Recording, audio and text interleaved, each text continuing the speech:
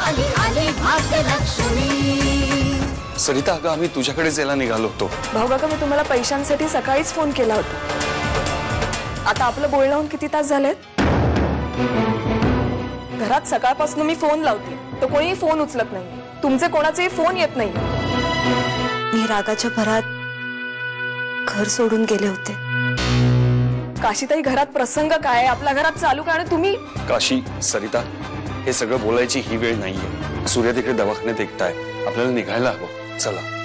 हो नाही नको, मी एकटीच जाते। अगं सरिता असं काय बोलतेयस? नाही नको काशीताई,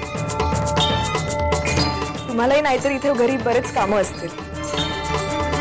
आता घरची सगळी जबाबदारी तुमच्यावर आली आहे ना। बाबांनी घरच्या किल्ल्यात तुमच्याकडे दिल्यात हे कळलंय मला। हॉस्पिटलमध्ये मी जाते, देता ना पैसे? हो हे काय करताय तुम्ही? मी काय करतोय ते मला कळतंय, एवढं पुरेसं नाहीये।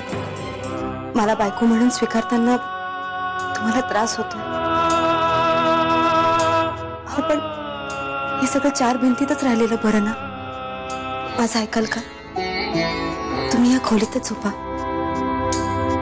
हवं असेल तर आपण वेगवेगळ्या बिछाण्यावर झोपू। मी तुझी माफी मागायला आलोय। अहो काय बोलताय हे? नाही बेटा, काल जे काही झालं ते फार वाईट झालं, यात काशीचा काहीच दोष नाहीये। अगं तिला ही गोष्ट माहितीच नव्हती, रात्री मला आठवलं आणि मी तिला सांगितलं। जाऊ दे ना भाऊ काका, आता जे होऊन गेले त्यावर उगाच चर्चा करण्यात काय अर्थ आहे? पण बेटा हे बघ, गैरसमजांमुळे मन कलुषित होतात, नाती तुटतात। बेटा या अशा प्रसंगांमध्येच माणसाची खरी कसोटी असते, आणि हे दिवस असे नेहमी करता राहणार नाहीयेत, हेही निघून जातील, विश्वास ठेव। एकट्याच असता घरी तुम्ही? हो ना। काय करू या बाबा कदमला मी? एवढी शिकलेली सवरलेली सुंदर बायको घरी एकटीच ठेवणार फिरतो काय? अरे हा इन्स्पेक्टर जंत्र दिसतोय। या बाबा कदमला ना तुमच्यापेक्षा तो बाप्पाजी फार मोठा वाटतो। ही बाई कोण आहे? तुमची दुसरी बायको इन्स्पेक्टर जंत्रे बरोबर फिरताना दिसली तर तुम्ही लगेच विचारात पडाल ना? काय यशोदे, काय चाललंय आणि कुठे गेली होतीस? आणखी कुठे जाणार, तालुक्याला गेले होते खरेदी करायला। गावातल्या बायांवर तुमची लय वाईट नजर आहे बर का? काय बाबा कदम, वहिनी समोर काय बोलतोस हे तू? चले चाल वहिनी, आता काय? छत्री हो हे घ्या। चाल घरे। माकडाच्या गळ्यात मोत्याची माळ।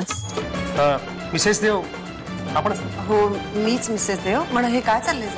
हो मॅडम, तुम्हीच तर तुमच्या मुलाबद्दल तक्रार केली आणि तुम्हीच? नाही मी कमिशनर म्हात्र्यांना सांगितलं होतं की सर कपाडात पैसे सापडले, 1 लाख रुपये। अहो हे काय चाललंय सगळं? हे बघा, मी कमिशनर म्हात्र्यांशी बोलले होते आणि त्यांना मी स्वतः भेटणार होते। I am sorry madam. Mister Sudesh Dev, you are under arrest. आत्या तू का विसरतेस की आईची इच्छा काय होती? तिला सून म्हणून घरी आणायची आईची इच्छा होती, आणि आज जर ती इथे असते तर तिला काय वाटलं असतं? तिने काय केलं असतं? ते काही नाही, मी चित्राला शोधून काढणारच। अरे पण ऐक माझं, मला कामिनीचं मरण दिसतंय। तुला फक्त एक जण वाचवू शकतो, त्यानं जर बिराईची प्रार्थना केली तरच वाचण्याची शक्यता आहे। दुपारी 3 वाजता काशीला मी काळ्या डोहाकडे जायला सांगितले। आपण जाऊ आणि तिला धक्का देऊ।